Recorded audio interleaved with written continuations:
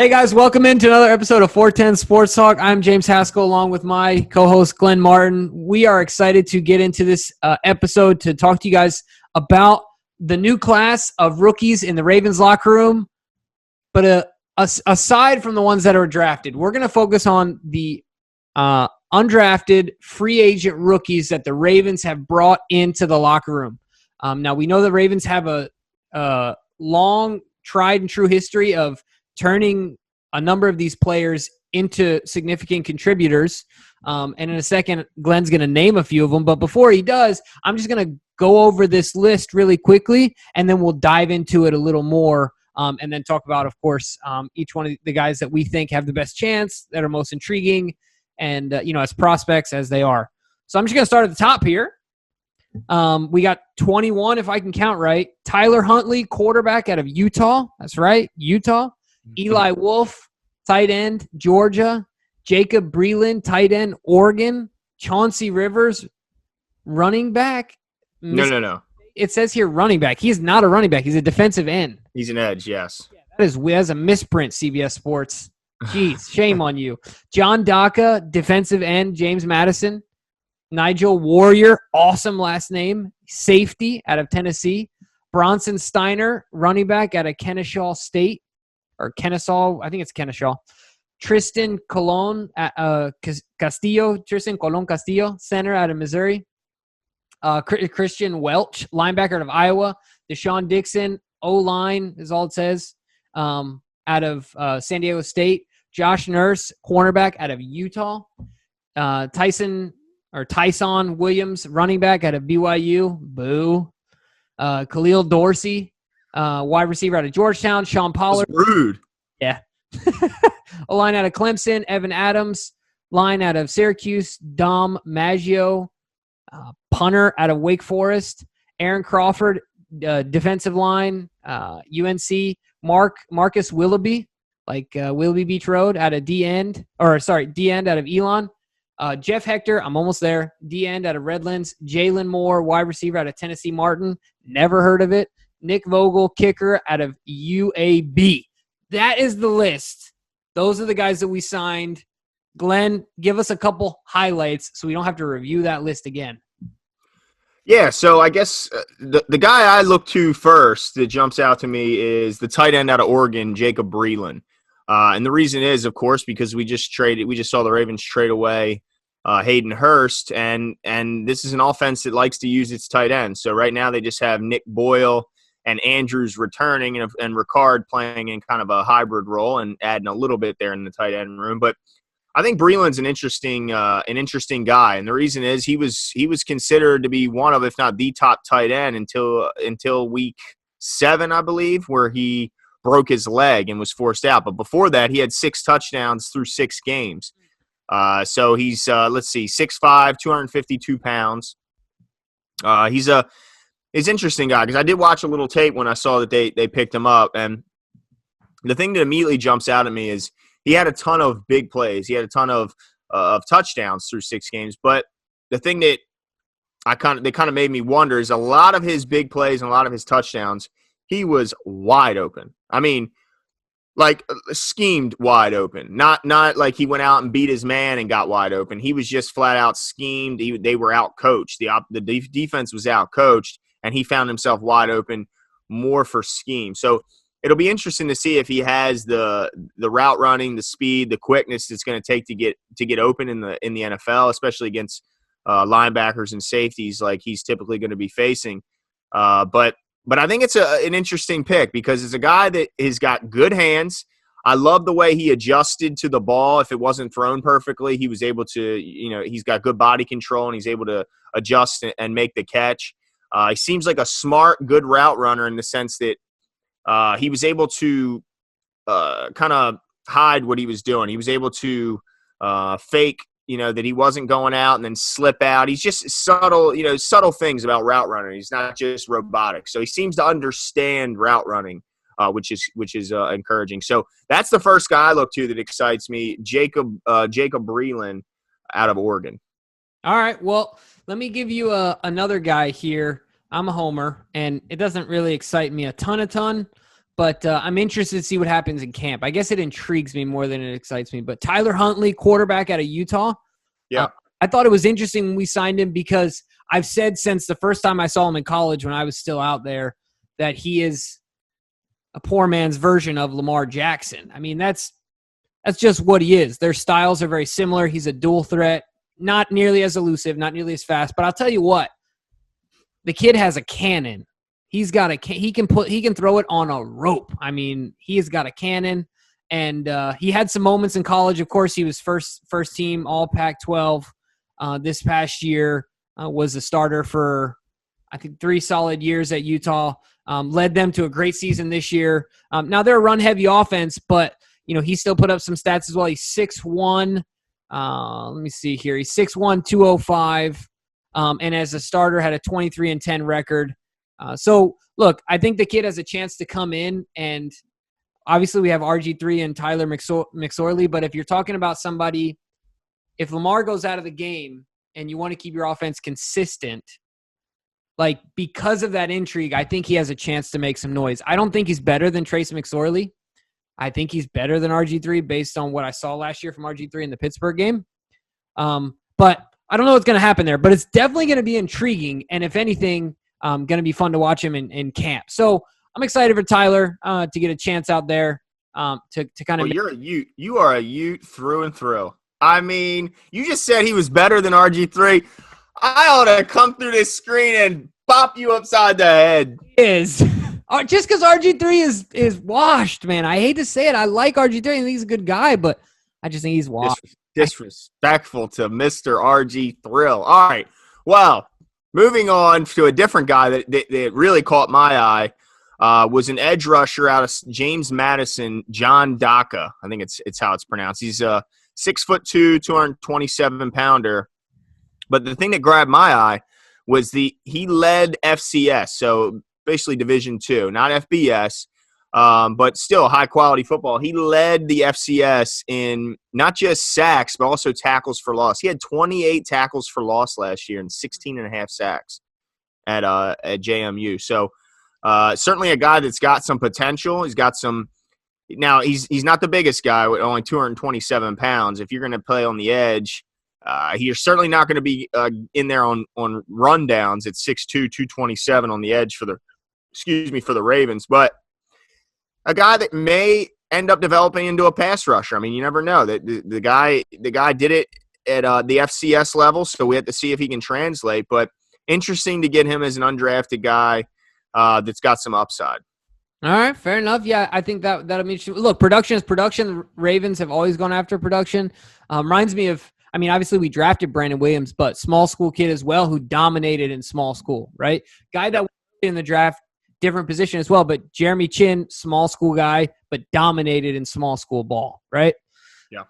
So another one that I want you to kind of touch on a little bit, but definitely caught my eye was Chauncey Rivers.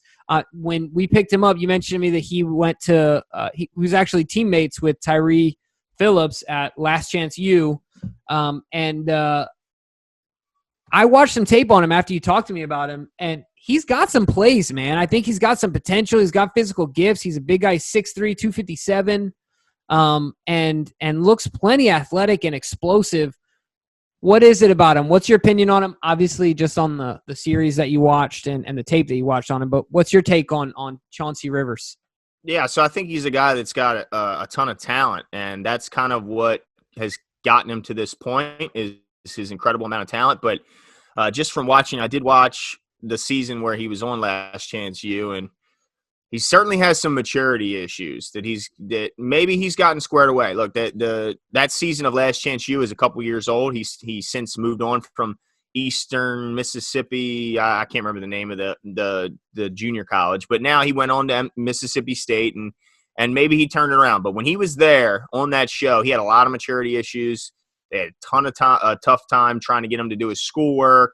And then, kind of the guy that didn't always do well when it came to getting coaching. Now, the coaches weren't necessarily the most respectful, but I don't know how common that is across most schools. But, man, a lot of colorful language, okay? So I guess it just depends on how much he's matured how coachable he is, how much he wants it, and how much of a student of the game he is, because he didn't come across as the best student in the classroom, but maybe, around football, that's his passion, that's his love. So maybe he can better dedicate himself. But honestly, I didn't care for him on the show. But look, creative editing can make a guy look any way you want. I'll say this: he made plays on the field. The guy's talented, and hey, I hope for the best. So he's got the prototypical size that we would look for. I mean, he's not as tall as we would normally go, but he's got the the strength and the weight. So we'll see how it goes. Yeah, the one other one that I wanted to mention here on this list. Well, actually, I guess two guys. So we signed a punter and a kicker. Something that's important to keep in mind is that, we've turned a myriad of kickers into assets in the past. Of course, Vedvik, is the most recent example where we picked up a 5th-round pick from him. And then also think of Lutz from the Saints. He was former Raven. And then even our kicker now, Justin Tucker, was an undrafted guy, and he is, to me, the best kicker of all time, and obviously the most accurate at this point. So, something to keep in mind. We'll see what we can do there as far as turning those guys into assets. Hopefully they have a good camp. Maybe teams will be more leery of the fact that our kickers seem to show out in preseason. Yeah, but there's also no doubt that there's people who look for the Ravens because they know they can develop kickers, right? And they turn to us. So, yeah, I mean, I think and you need camp legs regardless. So you're always going to bring in kickers and punters to take the stress off of Tucker and Cook. So if you can turn them into a player and be able to trade them for some type of, draft assets or something, then that's awesome. So, yeah, I think that's a good point that you brought them up. The other guy that's getting a lot of the headlines is a running back / fullback out of Kennesaw State, Bronson Rechsteiner, who, of course, is the son of, I believe, famed wrestler Rick Steiner. I know Rick and Scott Steiner were brothers back in the day. I used to be a big fan of wrestling. So, but man, this guy's interesting because he's 6 foot, he's 230 pounds. But I know you had a couple of the numbers in front of you, Jimmy. Do you still have them pulled up in front of you? No, I actually don't. But I remembered him anyway. It's okay. So he had 35 reps on the bench, and he ran a 4. He was 4.48. 4.840. And like you said, I mean, think of those measurables. This kid is strong, explosive. You just look at him. I mean, he looks like a Ken doll that's been in the weight room for a long time. Yeah, he's impressive physically. I don't know how he could possibly make our roster when you just look at the depth at the running back, and then you gotta kind of throw Ricard in there a little bit. Even though he's certainly versatile. He plays on both sides of the ball. He fills in at tight end. He fills in at fullback, and of course defensive tackle. But I don't know where the room is for him on the roster. But man, he's an interesting guy. I mean, he averaged like 6 yards a carry in college. And something to keep in mind too. I know this is a long time back, but we've seen crazier things happen. Who would have thought Ricard would have been an All-Pro fullback, right, when he came into the league? So something to keep in mind is that he was a wide receiver in high school as well as a kick returner. I don't think he's going to do any kick returning, but who knows? Maybe they throw him out there in the slot. I just don't know what they're going to do. He also played linebacker in high school, so I think he's, like you said, he's extremely athletic.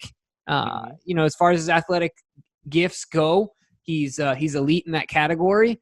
Teams have used guys like Taysom Hill for all sorts of things. He just got $16 million guaranteed. Now, I understand that he's a rare case, but I bet you that this kid is every bit as athletic as Taysom. I'm not saying he's as intelligent or as versatile. I don't know any of those things yet. But as far as athletic gifts go, I think he's right there. So it'll be interesting. I can be sure of one thing. If there's a spot for him, John Harbaugh is going to find a way to put him out there.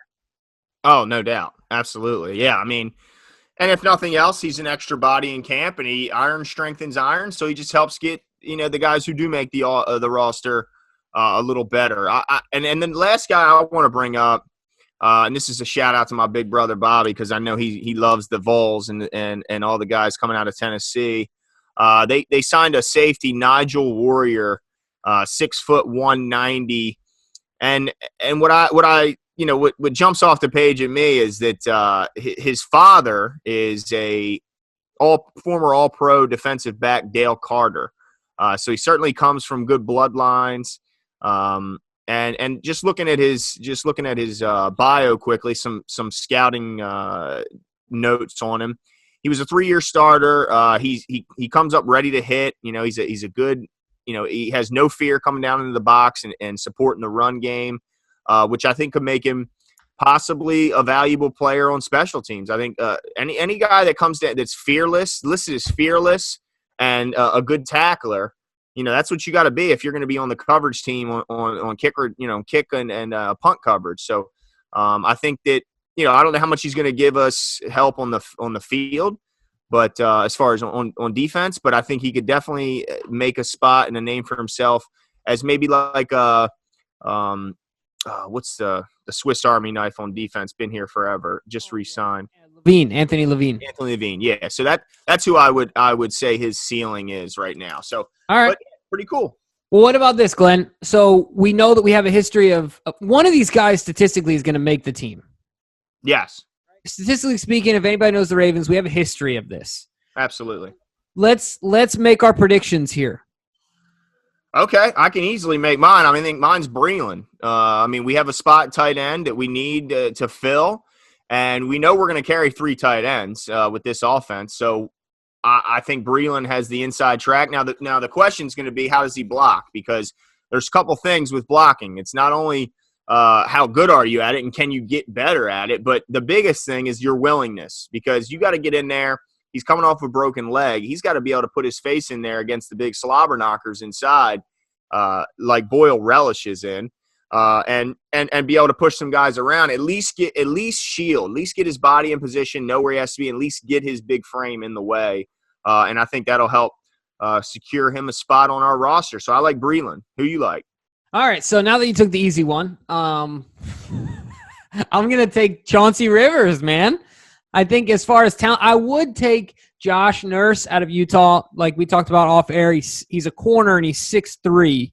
So based on those physical traits alone, he's going to get lots of looks and lots of chances. But Chauncey Rivers, to me, has an opportunity based on need. We talked about potentially going out in the free agency market and signing a veteran guy, but maybe they like him, right, for depth as far as outside rush. And we're not as loaded there as we are in the secondary. So I think his chances are a little higher. So I'm going Chauncey Rivers. I think all the talents are there. All the abilities are there. And, I think that Jacob Breeland has a better chance, like you mentioned. But if not him, I'm going Chauncey Rivers. Okay, I like it. Yeah, man. Yeah, good point. All right, well, then that's it for us for this one. Please keep listening and keep checking back with us. Hit the subscribe button, hit the like button. And, yeah, we're going to be coming back with a who's still left out there video of list of free agents of who we'd like to see the Ravens go after and target post-draft. And keep listening. We'll keep making them.